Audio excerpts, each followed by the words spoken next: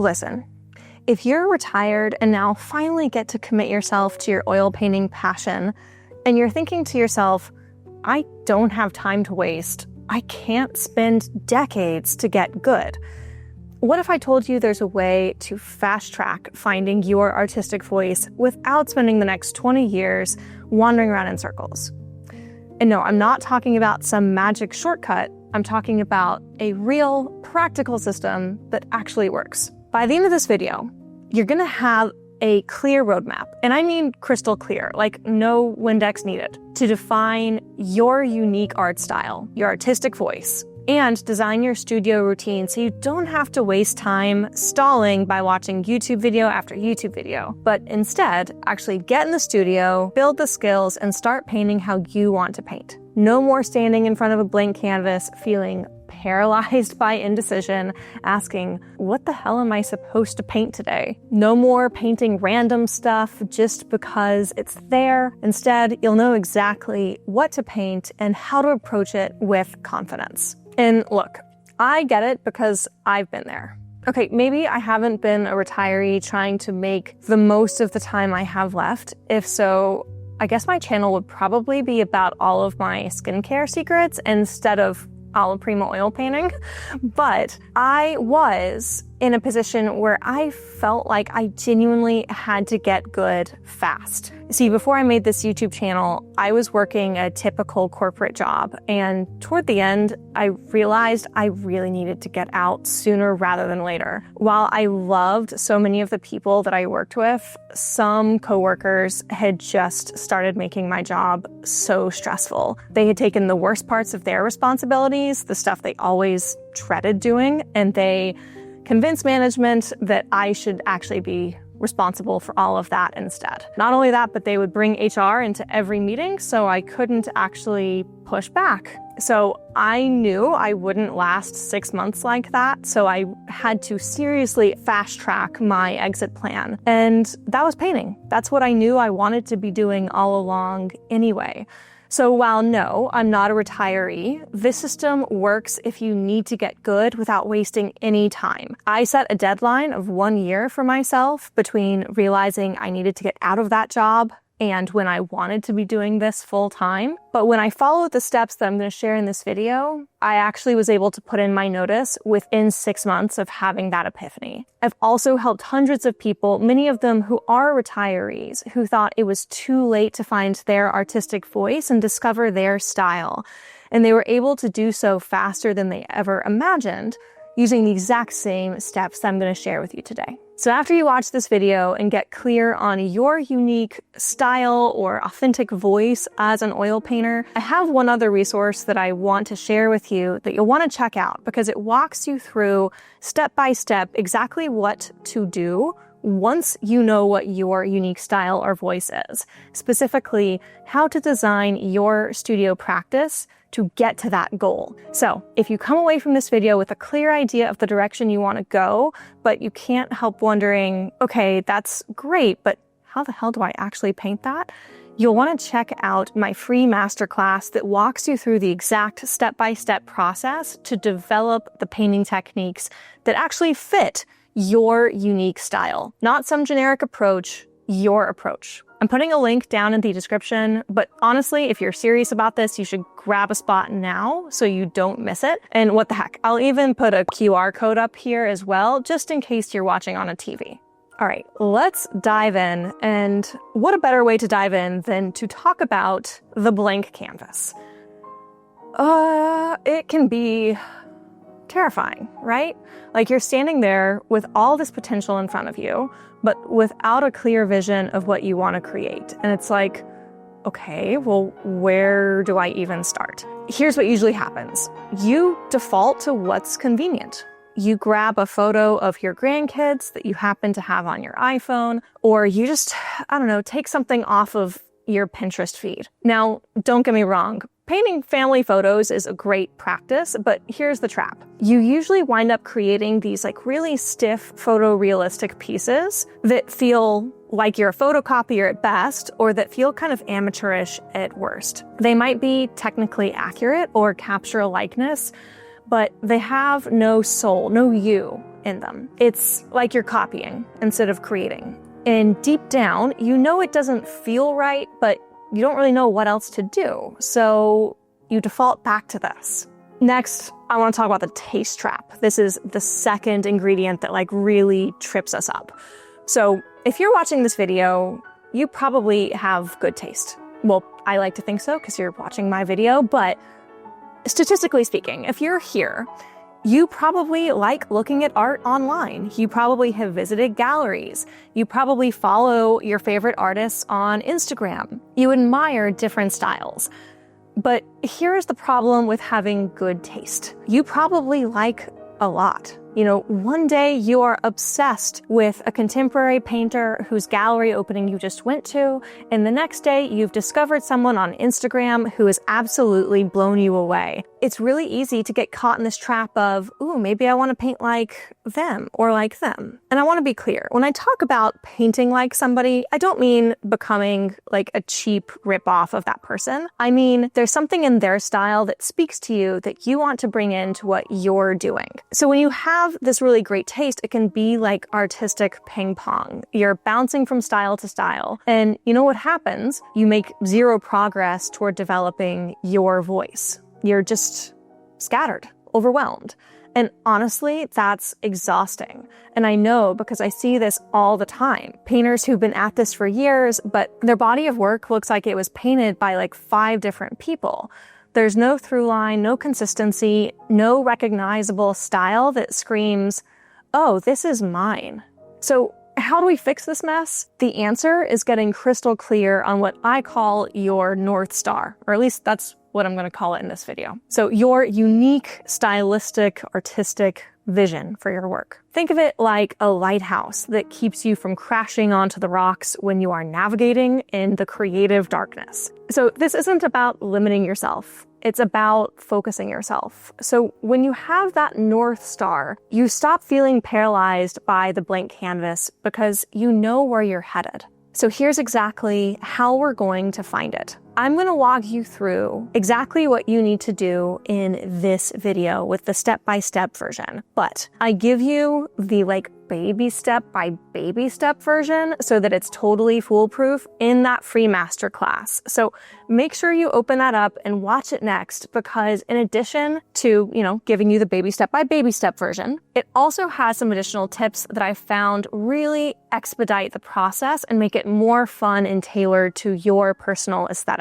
These include FAQs from having walked hundreds of painters through this process. But today, in this video, I'm going to give you the essentials, the things you need to go ahead and dive in. So let's get to it. I want you to go to Pinterest right now. Seriously, pause this video if you need to. And I want you to create 2 Pinterest boards. Or if Pinterest isn't your jam, that's totally okay. You can simply create 2 folders on your computer or tablet or phone.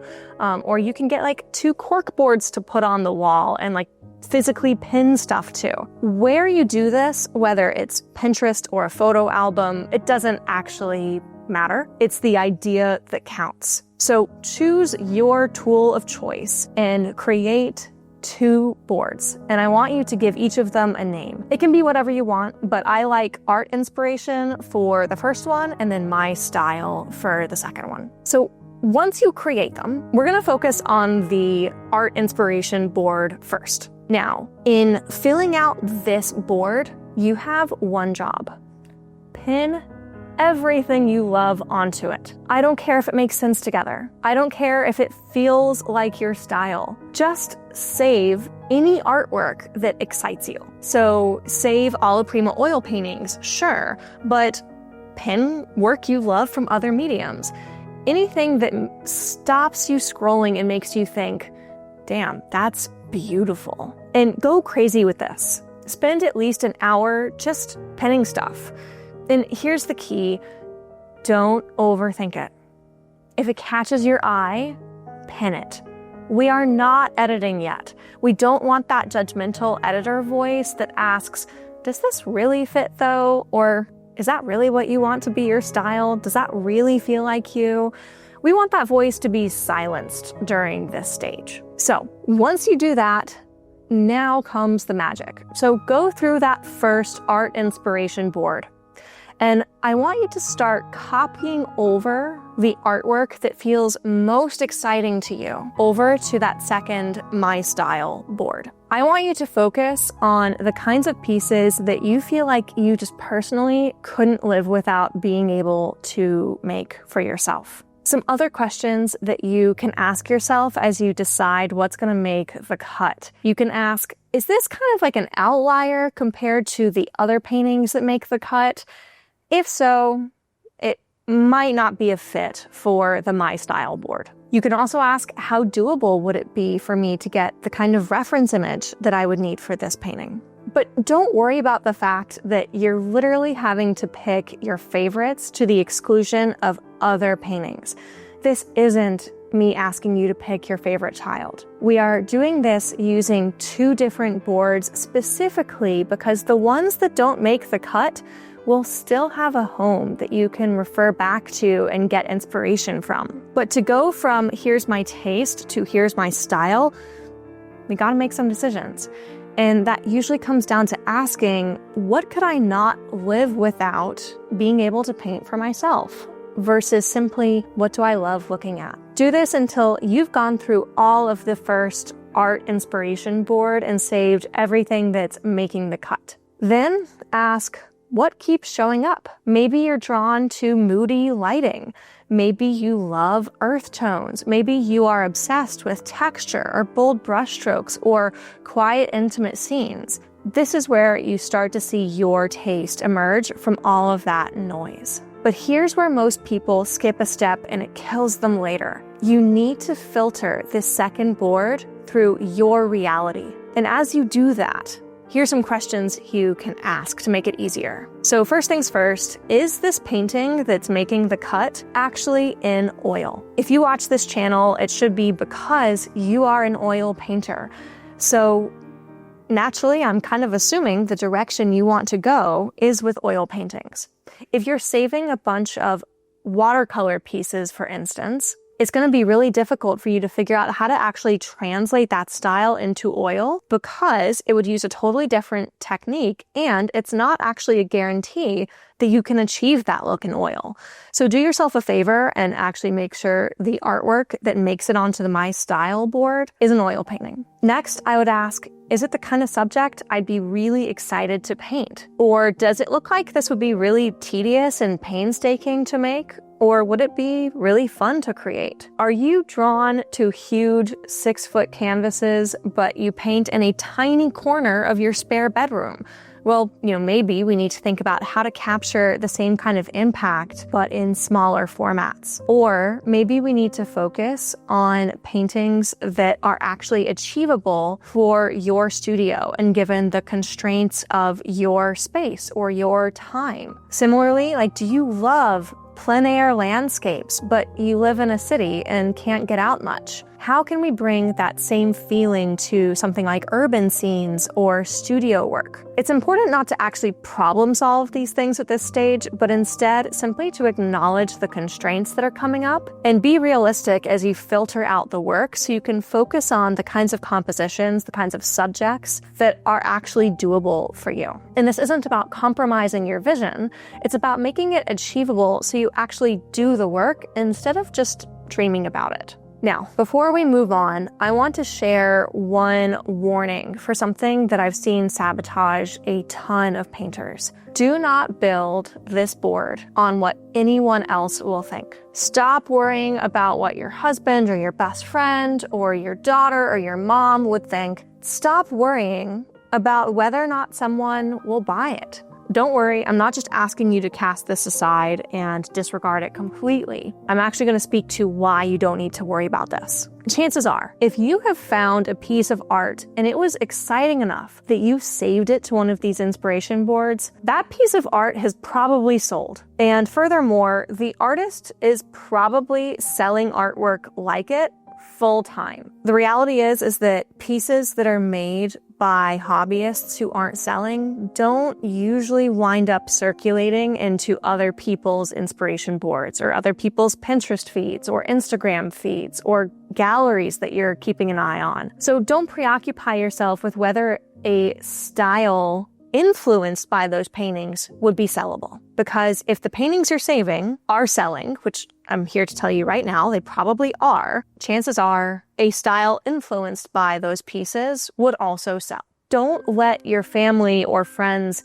influence what you should or shouldn't paint. This is your life. You get to decide. If they want to make something, then you can send them this video and they can follow the same steps to learn how to make the art that lights them up. But trying to control someone else's creative path, it isn't fair to either person. It's not fair to you, who deserves to make the art you want to make, and it's not fair to that other person because ultimately it becomes like this convenient excuse for them not to actually chase what they would love to be doing. Once you have followed these steps, you've put your mind at ease regarding everything that I just shared about whether it be sellable or whether or not it's actually your voice. Once you've done that and you've got your North Star locked in, everything changes. You'll know exactly what you should be painting.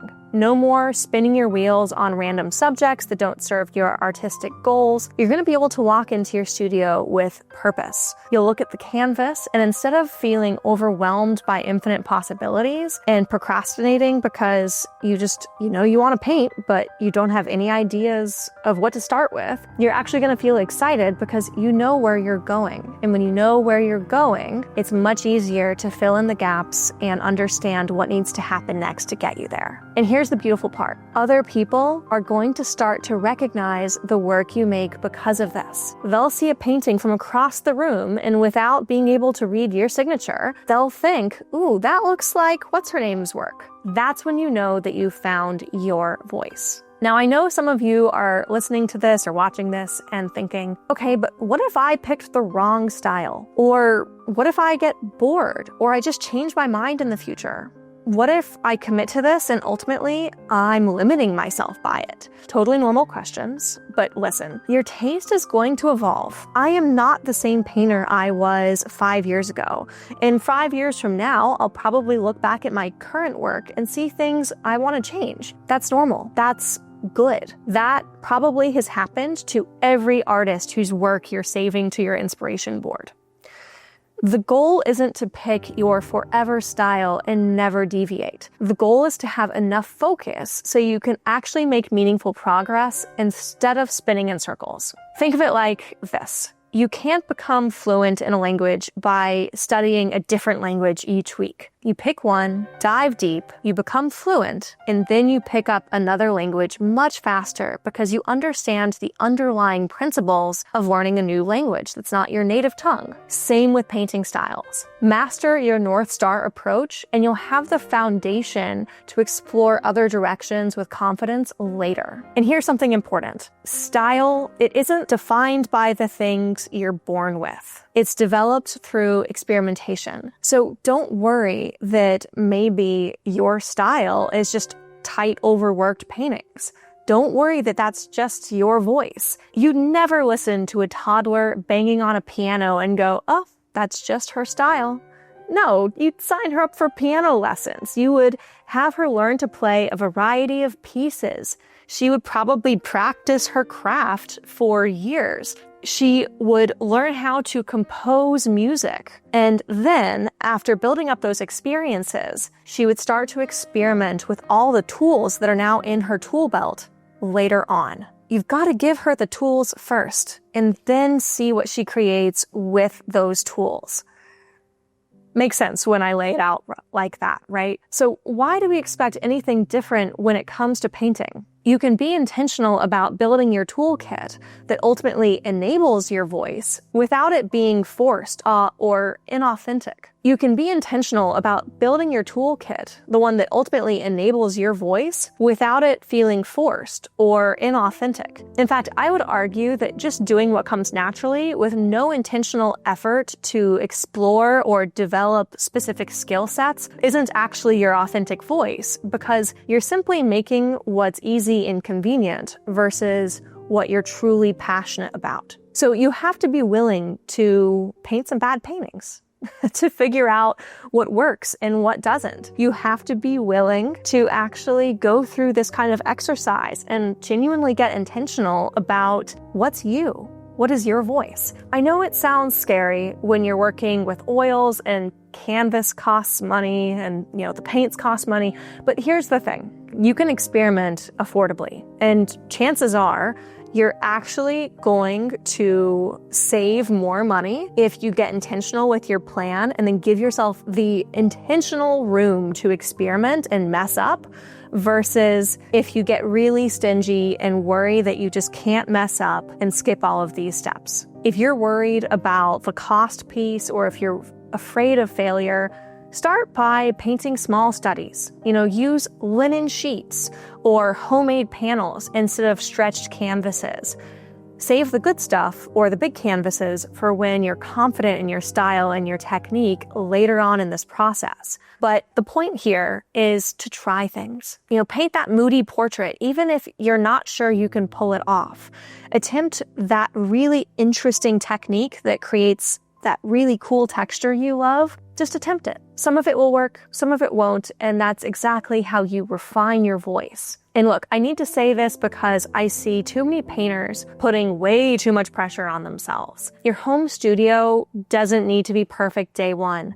Your paintings don't need to be gallery ready from the start. You don't need to be making an A on every single piece you create. You don't have to improve on a linear trajectory. Nobody expects that. Nobody actually does that, even your favorite painters. And your real friends don't care if your easel setup is messy or you're still figuring things out. They're impressed that you're pursuing something creative at all. There's enough stress in life already. Let's not add to that stress with the one thing that's supposed to be bringing you joy. This is supposed to be fun. It's supposed to be an exploration of what you love and how you see the world. So embrace the messy middle. Embrace the paintings that don't quite work. That's not failure, it's a data point. That's how you learn what your voice actually looks like on the canvas. So if you're ready to take this seriously, really, you're ready to stop wandering around and start building your